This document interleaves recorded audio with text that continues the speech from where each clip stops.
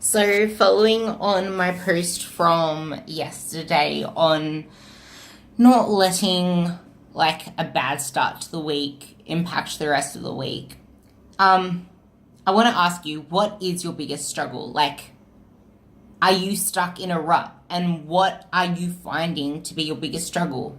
Because a lot of the time we get stuck in the same cycles, and until we recognize what it is that we are struggling with most, until we identify it, we can't act on it. But we also have to realize that identifying it and knowing what it is isn't enough. We need to know pretty much what and how we want to feel every single day. Like, do you want to feel empowered? Do you want to feel in control of your life? Do you want to feel like you're actually holding the steering wheel and moving in the direction that you want to go? Feeling confident within your own skin, feeling confident in your decisions. It is really hard to break the cycle. I know that. I know that. But it's like, think of a strong man trying to pull a truck with the rope things. It is so hard to get that truck to start moving, but once it's rolling, it's rolling. You need to break the inertia. And then it's just consistent effort. And it is hard to start with because the momentum needs to build up and you need to earn your easy.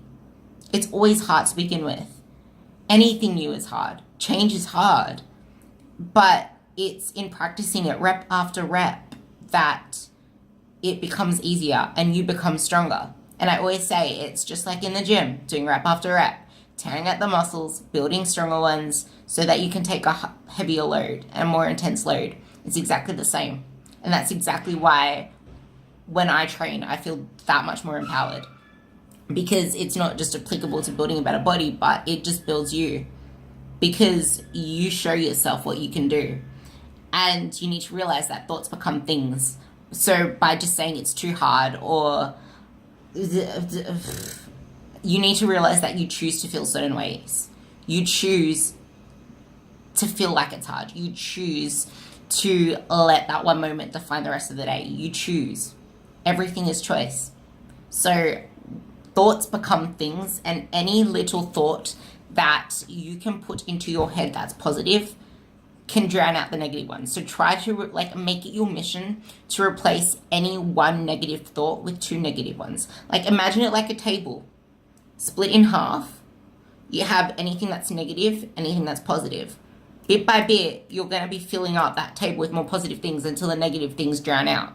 Or think of it like the ocean, the waves coming in, positive waves, taking the old stale water back to shore.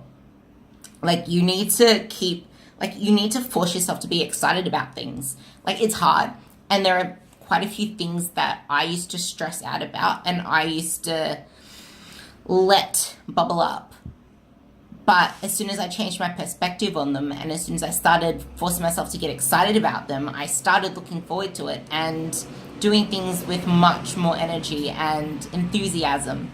So you need to realize and ask yourself the question, is feeling like this serving me?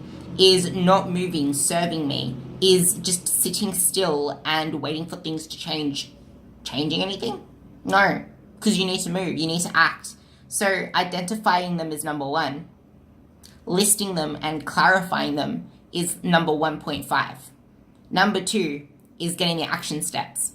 And they can be small action steps. For example, it could be sleeping in your gym shorts and getting everything else ready by your bed. So as soon as you get out of the bed, you put on your gym clothes and go get ready for the gym. If you're finding it hard to get ready for the gym. If you're finding it hard to get up, it could be as simple as putting your alarm on the other side of the room. So you literally have to go up to turn off the alarm. Put some music on, jump about a little, get some adrenaline, get some endorphins going. Have a cold shower. Get yourself that cortisol boost, that adrenaline spike from the shower. Like just the 2 minute or 1 minute, 30-second anything, just super cold in the shower, or just wash your face. Jump about, get the blood moving, like anything to get you going in the morning if that's where you're stuck. You need to try and figure out ways. You only learn from trial and error.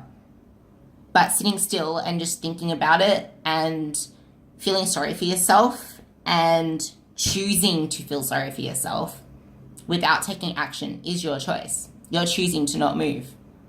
It's all within your control. So you need to realize that your thoughts become things, and ask yourself with every thought and every decision, is this serving me? Is this serving who I want to be? Is this serving how I want to feel? Is this making me feel how I want to feel in 2019? You need to earn your easy through doing the hard stuff. And then everything that you start off with that you first found hard just becomes easier. But it doesn't just happen overnight. And some of that stuff you might find hard again later down the track, but we all do. We all do. No one's like, I don't even like saying the word perfect anymore, because what is perfect? Perfect's just your perception of what other people deem to be